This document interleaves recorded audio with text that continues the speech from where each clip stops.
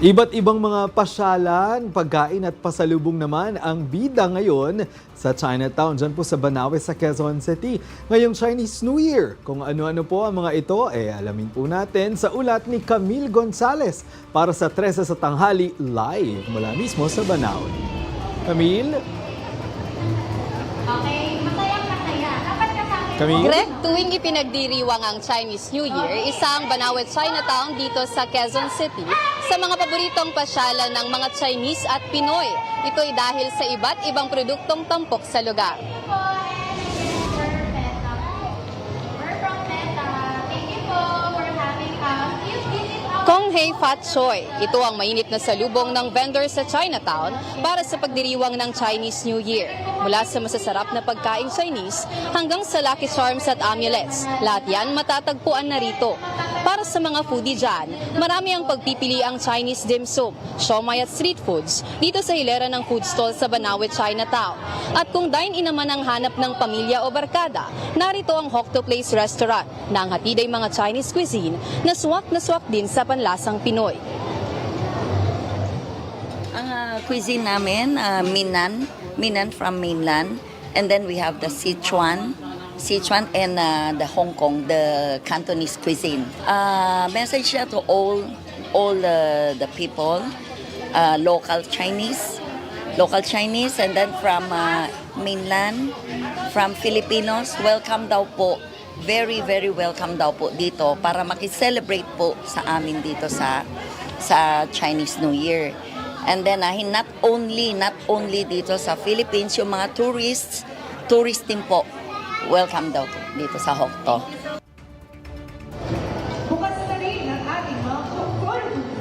Pagkatapos mag-celebrate, hindi rin magpapahuli ang mga pampasalubong na Chinese delicacies dito sa Chinatown.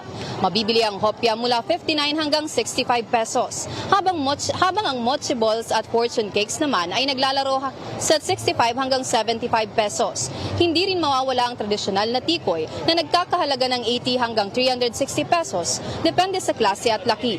Hindi lang pagkain ang magpapatakam at bubusog sa inyong tiyan. Tampok din dito ang accessories na may dala umanong swerte.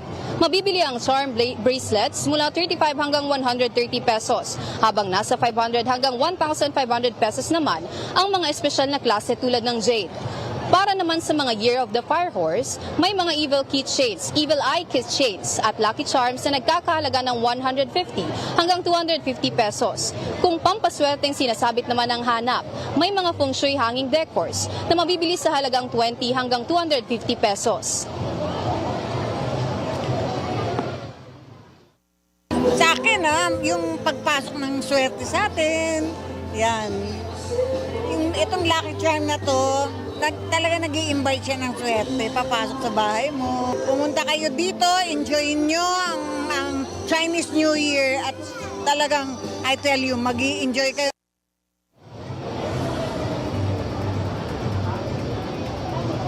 Samantala, kasabay ang pagdiriwang, patuloy ang pagbabantay ng mga kawani ng Laloma Police Station 1 ng Quezon City Police District para matiyak ang seguridad, kaligtasan at kaayusan ng selebrasyon.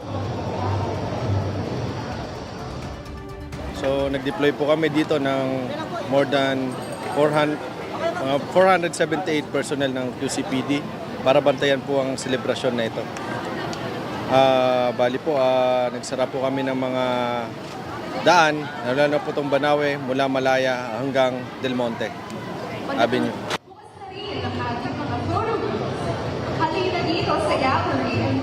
Greg, hindi pa riyan nagtatapos ang selebrasyon ng Chinese New Year dito sa Banawe, Chinatown. Kaya naman para sa mga nais pang humabol sa kasiyahan, mamayang 3 p.m. ay magkakaroon ng drum and lyre competition and parade, 5 p.m. naman ang film screening at 8 p.m. para sa fireworks display. Naasahang tatagal ang selebrasyon o ang pagdiriwang hanggang alas 11 ng gabi.